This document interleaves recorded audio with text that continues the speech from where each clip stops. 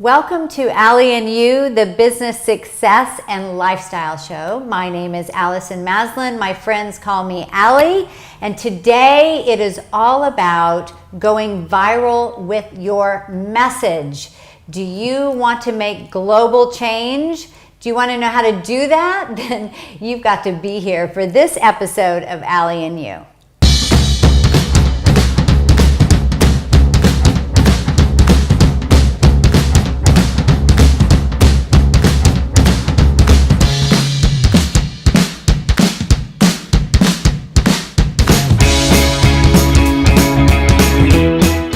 Hi there, I am so excited that you are here today to join me because you are going to be so happy that you did. I want to introduce our very special guest. Dean Gray has over 20 years of experience in the science of engagement. What is that? We're going to find all about the science of engagement, and he is recognized globally as one of the leading experts in community building for lifestyle brands. And we've heard a lot about that lately, so we're going to talk about that.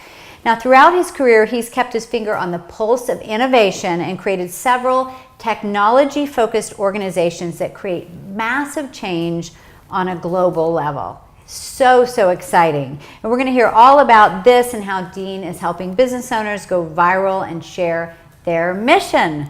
So welcome, Dean. Thank you. I'm really honored that you're here today, and your background is and so interesting, and you're up to all kinds of cool stuff. Yeah. And when you and I met and you showed me some of the things that you were up to technology wise, I thought, I got to have you on my show. Thank you. People want to know this. So let's just back up a little bit before we go into all this stuff. Tell us a little bit about yourself. What has your entrepreneurial journey been like? Like a lot of people, but it was started mainly just in my teenage years, just wanting to basically become the posters that were on my wall, and they don't teach you that stuff in school. If you want to be an actor, singer, athlete, I didn't realize that a lot of that required being an entrepreneur. And so I first started off as a performer, but then I ended up realizing, my gosh, if you want to be an artist or a performer, if you want to make money at it, you actually have to become an entrepreneur. Right. Isn't that interesting that part isn't, you could learn to be an artist, but then if you're actually going to make any money at it, right, or have a living, you actually need to run it like a business. And I didn't realize being an athlete was the same thing. But then I grew up during that era of, MTV was starting off, and you started realizing that all these people were out there, and you started to see it on TV that, hey, you hit a home run, you come out with a hit album, and the next thing you do is you come out with a shoe line or something. Right, yeah. And those that have been able to do that really are the ones that created a brand around what they do, and to be able to monetize that. Mm-hmm. So you were a single dad and trying to make it and build these businesses, and I can relate because I was a single mom too. Oh. And so how did you manage during the difficult times? What was it that kept you going? I think that's so important because, people that are watching and they're running businesses and they're hitting those walls, what was it for you that helped you continue moving through? Well, I think in my space, because, like I mentioned, I was coming at it from wanting to be an athlete or a performer of some kind, because I was in the music industry and I was also an athlete, that I just sort of was paying attention to, well, what do these people do to get their lives off the ground? And so luckily, like I said, in that era when MTV was happening, you could sort of watch their journey. MTV Cribs, you could sort of get an idea what was happening. I remember. And suddenly, they started life coaching. And their songs and the things they were doing. So it was sort of like listening to, a Tony Robbins or a Deepak Chopra back in the day, but then suddenly you had Justin Timberlake talking about what he was doing to get ahead. Mm-hmm. And I started off single doing that, was married for a few years, a brief time, and then ended up as a single dad. And then I thought, okay, now what do I do with this? Is this time to end my career? Am I now shifting into being just a father? Or how do these other people do it? And I had to make a big decision at that point to not just look at what my friends are doing, because a lot of my friends weren't in that space. I had to literally look at, well, what are the actors doing? What are the singers doing? What are the musicians doing that are single parents? Or Right, even that just were parents? outside of your space. Yeah, that we're living, I guess, extraordinary lives, and not that other lives are boring, but just differently. Right. And I just studied that a lot of them had to learn to homeschool their kids. They had to learn to hire teachers. They had to make their children part of their journey instead of giving up their journey to become a parent. Yes. Yeah, I've had so many, especially women, say to me, did that affect your daughter by you running a business early on? And I said, no, it helped her, because your kids, Right. like, they want to do what you do, Yeah. right? So you want your kids to go after their dreams. So, and so where do you feel that, in the business owners that you've met over the years and experiencing this yourself, where do you feel like that business owners get stuck? They hit that ceiling and they just have a hard time moving beyond. I think a lot of it is around, I would say in my case, single parents, or just parents that are also running a business. First of all, I want to agree with what you said. I think that for my daughter, it was inspiring to her to see that you're in the middle of a vision quest. You're doing something epic. You're inspiring people. So it alters their lives, because once people get in touch with that, they all want to do it. Yes. I think where a lot of people get stuck is they don't know how to handle the time management. They don't study the right people. They have all their friends and relatives that love you, but if they weren't in that situation to be that athlete or that entrepreneur, you've got to be careful who you're listening to, and you have to model the right people. So I think when they get stuck and they don't know how to design a life that's sustainable, right. so they end up doing it by default or by being guilt tripped by other people. And so I think the first one is managing their life and being a parent, and being okay with it and being happy and not feeling that they're sacrificing. Right. Yeah, that is such good advice. That's so true. I mean, and the time is everything. And you can get thrown off your path by people being negative, Yeah. right? And I got a lot of that as well. And, that's why, like, we run a mastermind, and, that's how you and I met as well. And just surrounding yourself with like-minded people that get you, Yeah. that are going to inspire you and help you. Yeah, and not make you feel like you're weird. Yeah. And that really understand that it's not only not weird, it's what, not to sound wrong, it's what more captivating, curious, dreaming people do. So Right. like, find your people. Yeah, I love that. Find your people, Yeah. because we're all born with gifts. Yeah, So I feel like business is the best way to change the world. absolutely. I agree. It truly is. And so let's talk a little bit, let's kind of segue into technology, because it's, I think we're probably around the same age, and we've seen so much change in the early years in business. I was like pre-internet in my first business and so forth, and obviously even in the last few years, things are just, multiplying. And let's talk a little bit about the changes that are happening in social media and technology. What are you experiencing? I'm seeing that there was for those of us that have been around long enough to have watched this whole thing take place, is that there were people that had a social influence or footprint, if you will, of maybe 10, 15 people, like Malcolm Gladwell would talk about. Then if you were an outgoing person, you might have had a social influence in the local socialite community of maybe a few hundred. But then social media suddenly allowed everybody to have social footprints of a couple thousand. And that's a big shift in humanity. That wasn't the case. So Right. suddenly people were exposing their lives and building these little micro tribes, if you will. And that hadn't existed for hundreds of years. So, unless you happen to be a very powerful celebrity. So Right. suddenly the average person had celebrity type followings. And it's only gotten bigger, where today you've got kids that by the time they're done with Snapchat and they're out of college, they have followings larger than celebrities used to. Right. So it's really created a whole nother world of opportunity. And some of it's positive, some of it's negative, but even by default, if you just happen to be cute or popular or and big in sports or an enthusiast, by default, you end up with a celebrity following today. Right. It's been a big shift. Right. And I also think it's not just cute too, it's relatable.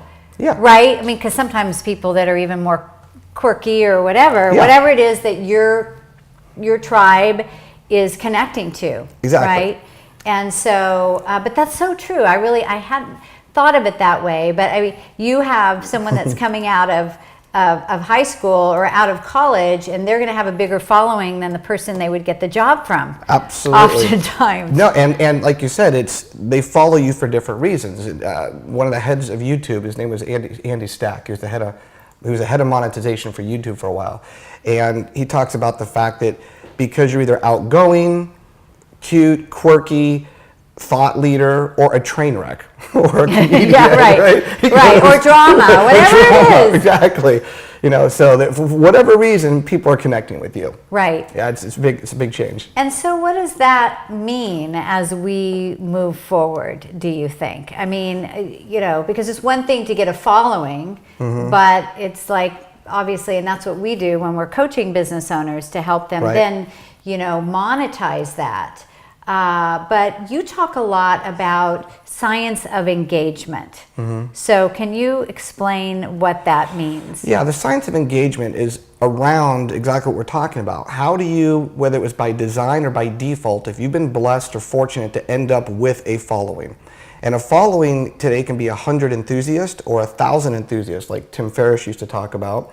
It doesn't need to be millions and millions of people anymore. Yeah. But however you got there, 15 minutes of fame, won a gold medal, did a podcast, however it happened, now what do you do with it? And it's like people in the old days when they had their 15 minutes of fame. Now, I never thought about it, but should I turn this into a career?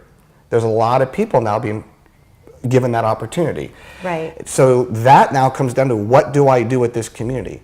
And I have to distinguish the difference between my fans, who are my storytellers. They're following me because they like me or they related. But out of, let's say, 1 million fans, how many are your tribe? And your tribe is distinguished by who would do something you tell them. These people would actually take an action if you asked.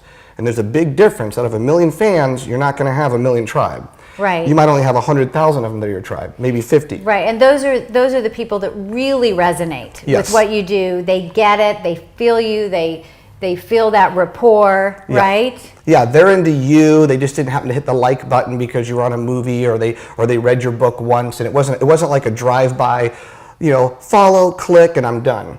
So there's your fans, your storytellers, your tribe, and then there's your co-creators. And those are the people that actually would love to help you go viral.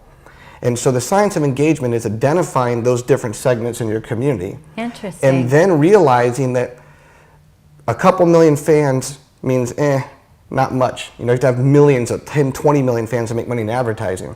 But if you happen to have 100 or 1,000 tribe members, that's suddenly worth $10, $20 million. Right. And if you've got co-creators, that can be worth a ton. So figuring out of your people, how many would do something monthly? And if you have 200,000 people doing something monthly, it's around a $40 million valuation. Yeah. If you have 200,000 people doing something daily, it's $1 billion. Well, that's a major difference. Yeah. So the science of engagement is, well, how do you get people to go from being casual fans to tribe members or co-creators? Right. So it's really taking all of this buzz that you've created and all these connections and then directing it towards something. Yes. Right? Really having a goal for it beyond, because I think a lot of times people will get into social media and they're just like, I want to create fans, I want to create a following, but there isn't a goal or direction to it. Exactly. And that's the difference, because a lot of times it's still focused around the fan base, not the tribe. Right. Because they haven't even distinguished the difference. So how do you make that shift? How do business owners make that shift from the fans to the tribe? They have to sit down and figure out who are they, what's their brand, and is there a mission they're trying to meet? Is there a cause? Is there a transformation? Are they a brand? Are they a company? Is it an individual? But with what you're developing, where are you trying to go? Right. And so first identifying that is a big difference. Yeah. And then having fun with it. And then just in this learning, okay, well, if I could tell people what to do, what would they do? Right. And what would recognize, reward, inspire people? Yeah. Learn to create the conditions to have inspired actions. Right. Well, I just think it's so meaningful when you are connected to people that you're aligned with. Yeah. You have similar values, you have a similar mission, you want to see similar changes in the world. And, I think as human beings, we are better, joined. There's the power in the team. Yeah. Well, and there's a whole term called social learning today, which is the concept of, they talk about the learning modalities of visual, audio, kinesthetic. Well, now there's one that's coming out that we do some talks on called social learning, which is the 190-90 rule of you have 1% that's leading a mission, that's 1%, 9% that's engaging with that leader talking, then the other 90% that's learning by watching the leader talk to those other people. But because you can watch them take actions, watch them answer questions, watch them do things, a lot of people learn through social learning. It's called the fifth learning modality now. Wow.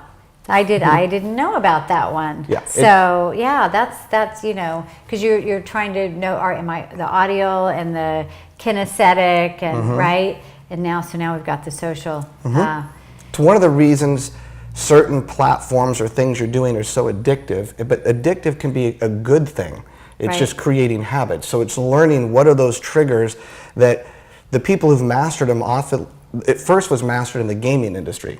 But all they really did is learn certain behaviors, and if you can take those positive behaviors and learn to reward skill sets and forward movement, because unfortunately with social, it started off with just rewarding you for being nothing but social.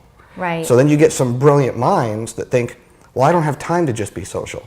Right. But if I could actually identify people with skills, reward the right behavior, I'd be all about it. But if I'm just rewarding people for cute selfies, I'm not interested. Right. So especially people that are making change and things happen in the world, right? They're busy.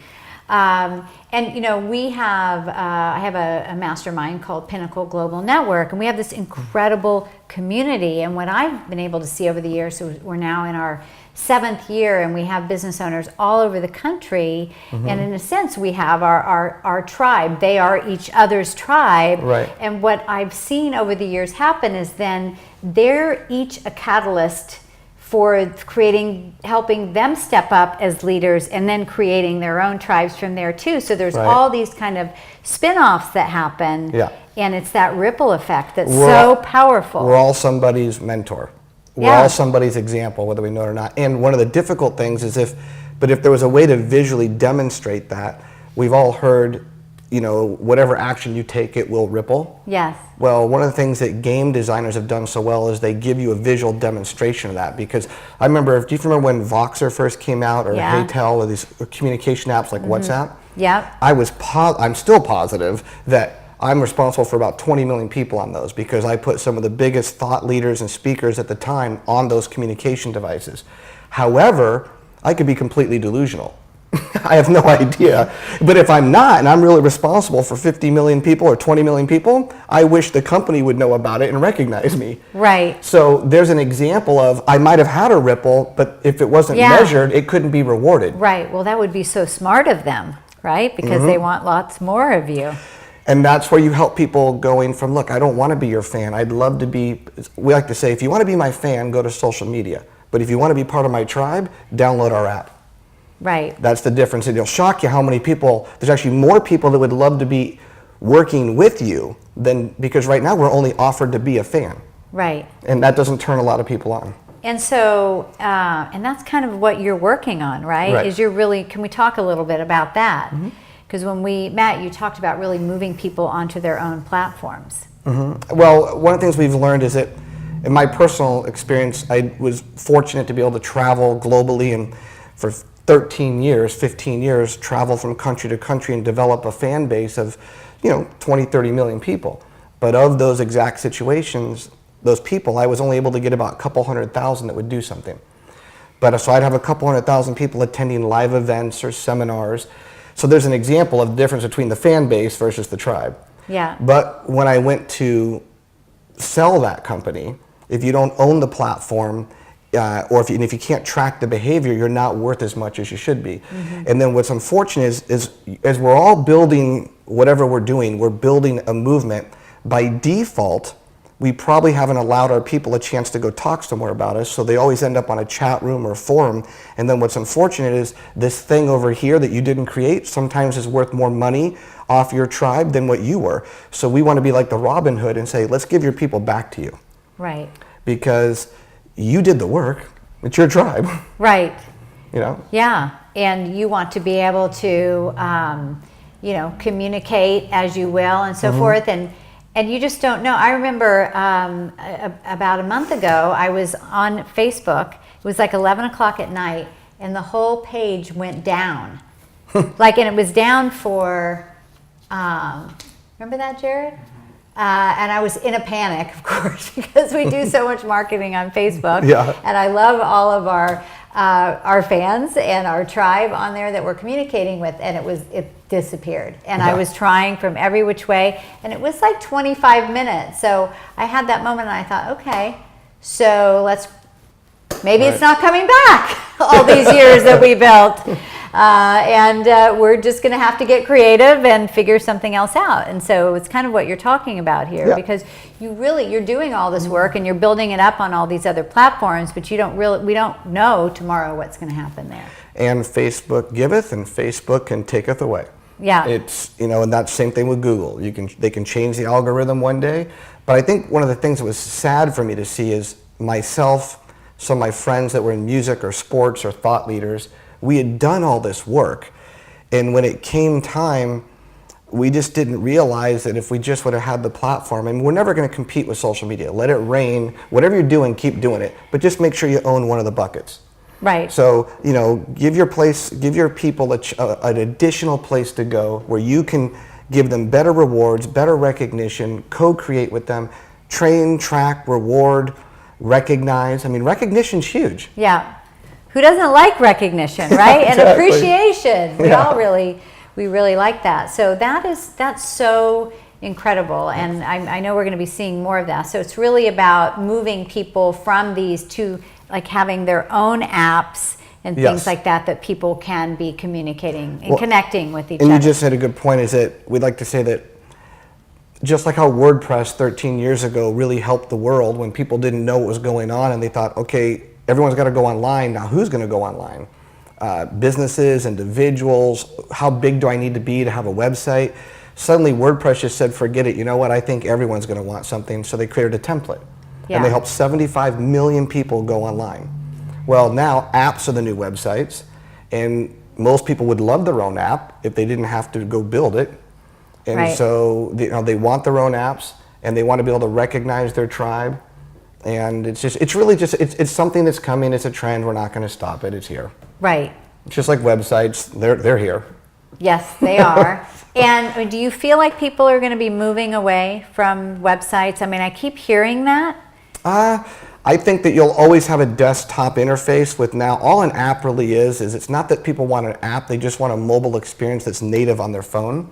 So I think you're always going to have a desktop experience, and you're always going to have a mobile experience. That mobile experience is just now an app to go with your website. It's not in addition to, it's not instead of. Right. It's both. Okay. I think you're always going to want all the screen options. Right. Yeah. That makes sense. That makes sense.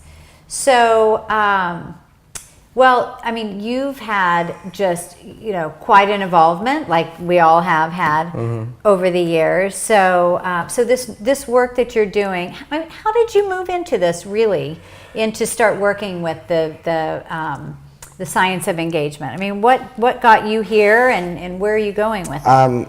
That example I told you, so I built this. I was fortunate to be in that human petri dish, if you will, of having communities around the world. And I had a jet strapped to my rear end, flying around the world, developing my communities. And I realized this isn't sustainable. Yeah. And then I realized that I was just fortunate to meet some really captivating, brilliant minds. For those of us that have traveled, or like yourself, you get to interview all these people. And I realized that a lot of it was, wow, in order to keep up their business model, they had to be on point, smiling all the time, a performer. And it's like a lot of folks, you need to have a business model that allows you to get off that rodeo at some point. And so it was out of being a potential client, interviewing all my friends, and just realizing this is a natural progression. So, and I started to feel when I was doing all the seminars that in my 20s, I felt like a pioneer. But by the time I was done, I started to feel like a settler. Everybody was doing seminars. So I was like, okay, I want to become a pioneer again. And I realized that mobile was a space, gamification, human behavior. I saw these trends happening. So it was just more of an inspiration. And a lot of my friends were telling me, you go do it. You go do it, and we need this, but we're too busy with our empires. Would you please go build that? Right. Yeah, I love that. In fact, I used to go city to city to city. I would, go 13 cities straight in a row until I finally hit a wall and said, I can't do this anymore. I mean, I love it, and I love meeting the people, and I love, I love the work, but, I also love being at home with my family and all of that. So, I'm grateful for doing that, because I do feel like that was a great way to get out there and connect with people all over. But now to be able to do this and connect with you all here like this, I mean, really. It's what gave you your wisdom and knowledge. It was your journey, but you don't want to be a competing commitment. And I think one of the things I really noticed was some of the most brilliant minds I would meet weren't teaching. They were enjoying their families. They were on the back of a yacht somewhere. They were on a ranch in the middle of Texas just enjoying life. And I started to realize that, unfortunately, some of the most popular, well-known people that are out there doesn't mean they're the best. It just means they're willing to have a great publicist and do the dog and pony show. Right. So I was like, okay, well, wait a minute. What about the people who are just, that have really done it right, maybe? And so I wanted to connect brilliant minds with eager students. And anytime a brilliant mind is forced to stop mastering their craft, whatever it is, the whole world suffers.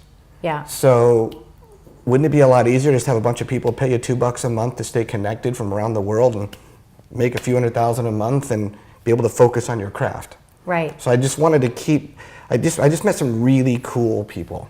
Yeah. And when you meet curious people, I think that's what I've noticed. I like people who are curious. Yeah. Well, that's what you are. That's why we're doing this today. So this is what, as I was telling you earlier, one of my most favorite things that I do, because I get to meet so many wonderful people.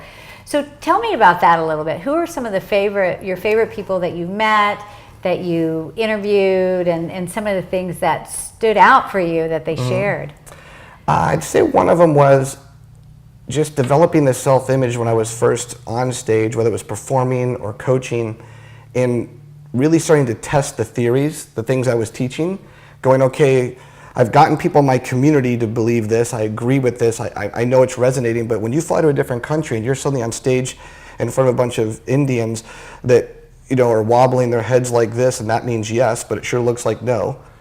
Right. Wow, okay, is what I'm about to teach still going to relate to this culture? If I'm suddenly now talking to a bunch of people in Japan, really having that gut check of, is this, is what I'm teaching only relatable to Americans or certain cultures or races? Right. And I think getting to meet those folks, one of them, what you're getting to was an East Indian lady who sat me down. She said, you did a great talk and you had some core principles that you taught that were really well. But just be careful, don't be quoting American authors. We've got etchings on caves that say the same things, and my house is older than your country. Yeah. And she wasn't rude, but she was just like, just remember, you have to speak to their culture in their language. And I think a lot of business owners make that mistake in when they're marketing in other countries and so forth. I mean, you have to really be sensitive to how others connect and learn, and what's important to them and their values. And I think she was also just trying to remind me that it might have been new to me, and I might have learned it from some author, but not to insinuate that this was new information. That this information's been around for a long time. Okay. And so maybe to teach from the area of, here's where I discovered this truth, but I would never want to insinuate that I found a secret that you didn't already know about. Yeah. And so it was a subtle difference, but it made a big shift. You wouldn't forget that one. But that's why I'm remembering it right now. Right? And I would say another one was Ken Blanchard here locally, who talked to me about that whatever you're doing, always make sure with your community or your people that there's a way to get off the bus, because things change, cultural changes, people get married, they have children. Just allow people to feel that they can join your cause and graduate without it feeling like a divorce, because that gives people the freedom to come be with you, help move your thing along, and then also know they can leave in peace. Right. And it was a subtle difference, but I'd never heard of the graduation model. Yeah, that's great, and he's wonderful. Yeah, such an interesting man. And he was one of the ones that was like, could you please show me a way just to have people pay me $2 a month, because I'm not going to be traveling now. I want to sit on the back of my deck, and I've got some incredible wisdom from over the years, and I'm at a point where I'm getting to think way more than I ever used to think. Right. So some of my wisdom, there's not as much ego involved. It's the right timing. This has to be valuable to somebody. Right. Well, I mean, here, that's a perfect example. Here you have someone like Ken Blanchard who's written all these books. He's so smart and he has this wisdom, but then there's this shift that has to take place. So it's like the medium has changed. And the message is the same, but the medium has to change. And it's like, how are you taking that and now, filtering it through another way? Well, for example, you can't charge $2 a month to follow a YouTube channel. So, and then podcasts are only audio. So we had to invent, at Skylab, we had to invent a way for people to be able to create a channel and have people just say, I'd love to follow you for $2 a month and not put a credit card in. So tell us about Skylab. So Skylab is that. Skylab is the world's most gamified, robust social platform that you can create yourself. I mean, we give you this living ecosystem, and then we help you through the science of engagement figure out who's your tribe, what's your mission, how do we help you, and then we basically help create you an app just for you. And then we give you the controls, so you have a command center so you can change things at any given time down the road. Because when you're working with the community, you might need to go, oh my gosh, I've got a live event. I need to throw up a button right now that says, take a selfie. We're having a contest today, and whoever does this wins this. And you got to be able to take that button down. But you don't want to go hire coders. Yeah. So you need to give the leader his new toy box to play with. And so it was our dream of just going, wow, it would be so cool what some of the people you have if you could do those things. Right. If it wasn't such a nightmare to build it. Right. I mean, that's really always the thing, It's like, oh, that's a great strategy. Who's going to implement that, right? Right. We wanted to take the conversations, the brainstorming conversations, and make it easier to execute those, to meet the mission. Right. And so and to make it cost effective too. Cost effective, not only for the people building, we call them planets, that every time we launch people an app, we're giving them their own world. So it's like we're giving them their own planet. We say it's your world, it's your planet. You've already we'll help you populate it, and we'll teach you how to control it and have fun with it. Right. Yeah. Well, watch our planet coming soon. Yeah. So this is so exciting. Thank you. And so, obviously this is like, it's very profound. There's a lot of changes that are happening for you. There's big buzz around this. And so how is it impacting you personally? What does that feel like for you? To be putting this out there and impacting people? Well, when I made a decision to be willing to step off the metaphorical podium, to basically step down from what I was known for and had a decent business with, to get rid of that and to go into the reinventing yourself to create something new, I'd say the first answer to your question was I had to be willing to become relevant again and to become invisible for a while. You have to be willing to go from hero to zero, become invisible, play the observer, and be comfortable with not everyone knowing you. And so that was a little bit more of a shock than I realized. Wow, see, I love that. I've not heard that before. So it's true, that's a great way to put it, to go from hero to zero. Yeah. And we have to let our, get out of the way of our ego. I've transitioned so many times to different businesses over the years, and some of them were really hard to let go of, because you're like, wow, I worked so hard to get to this place, but if I'm going to get to over here, I've got to be able to transition out of that. And but that's a great way to explain it, from hero to zero, and be really okay with that. And it's time to apply. I remember once a pastor friend of mine was like, Dean, it's obvious you're ready to graduate to something next. The only reason you wouldn't is because you're scared of money, because you're giving up something that's safety to go to something unknown, or your ego.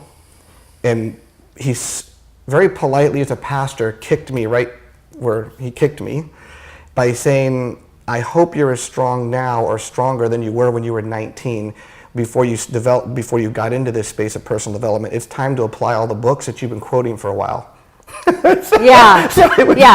enough talk. Let's get some action here, you guys, it's time to become the student again, have fun, and not be the expert in the room. And that's really awkward when you're used to being the top of your game in some space. Right, but it's also exciting because it is. It's like clean slate.